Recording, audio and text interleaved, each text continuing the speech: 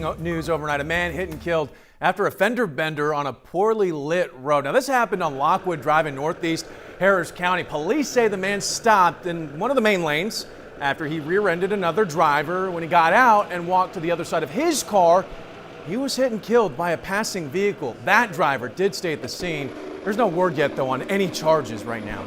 All right, police are looking for a guy accused of trying to run over a trooper and a deputy during a traffic stop. Take a look at your screen. This is him. This is the guy, Tyler Gooden. Investigators say Gooden and a woman were stopped in the Woodlands yesterday when he sped towards the officers. Both of them opened fire on the vehicle, but he got away. The woman was found and arrested a short time later, but Gooden is still on the run. Now to the race to vaccinate Texans. Pearland will launch a drive-through clinic later this morning, but you had to pre-register and surprise, surprise, it's booked solid. Michelle Choi has what you need to know about it.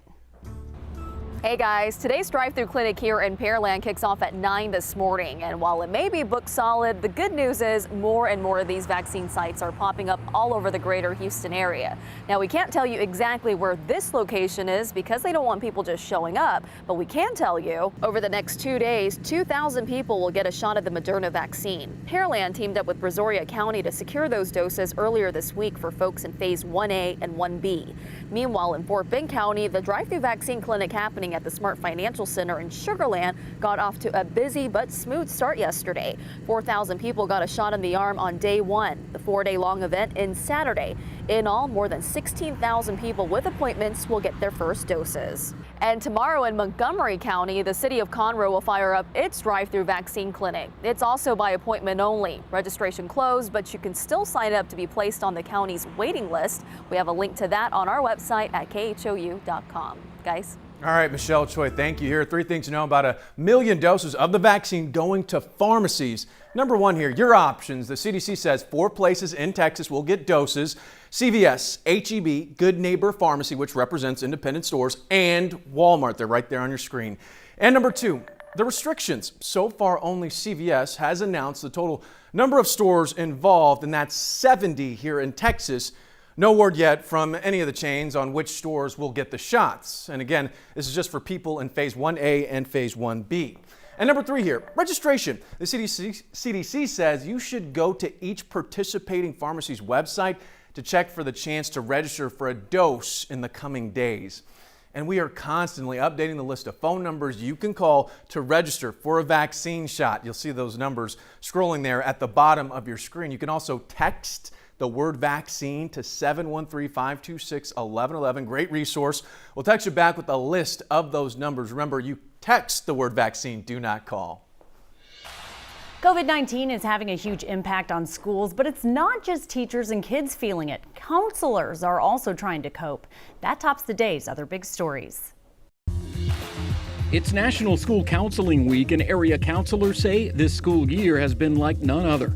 Anxiety is up among many students, faculty, and staff amid COVID-19, especially those who may be missing social interaction. Counselors say it's important to always seek help, and remember, you're never alone. And I know it's going to be hard, but they're building tools that they never had before. We all are. President Biden keeping hopes of a bipartisan stimulus deal alive. We say you'll get Republican support? I think we'll get some Republicans. Republicans want to cut money from his $1.9 trillion proposal, but with Democrats now controlling Congress, the plan could pass without a single Republican vote. A rift in the House GOP. Wyoming's Liz Cheney survived an effort to remove her from a leadership position over her support for impeachment, while many continue backing Georgia's Marjorie Taylor Greene, who's under fire for endorsing conspiracy theories and for supporting threats of violence against Democrats. House Democrats have scheduled a vote for today to strip Greene of her assignments on the Education and Budget committees. A little boy in Atascocita is praised a hero. 7-year-old Michael Martinez, who has cerebral palsy, recently woke up when he heard a beeping sound in his home. It was carbon monoxide that did. Deadly carbon monoxide gas that was coming from the stove. Michael managed to wake up his family and everyone got out safely.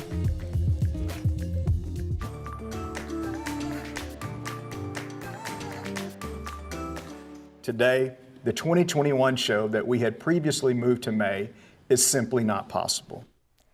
That's the president of the Houston Livestock Show and Rodeo making the announcement that rodeo fans are taken pretty hard this morning. This year's event is officially canceled because of COVID. We're talking about the competitions, concerts, entertainment, carnival, and other attractions and activities. Now, the junior livestock and horse show competitions will still be held in March. And in May, the junior market auctions and champion wine auction will be held. Those are going to be private events, though, and they'll follow health and safety guidelines.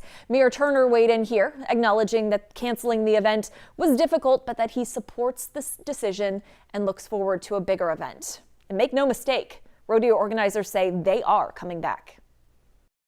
There is an end in sight to this, and we know that, and we want people to stay optimistic and stay safe, but also we want to be hopeful that we think 2022 is going to be a grand show.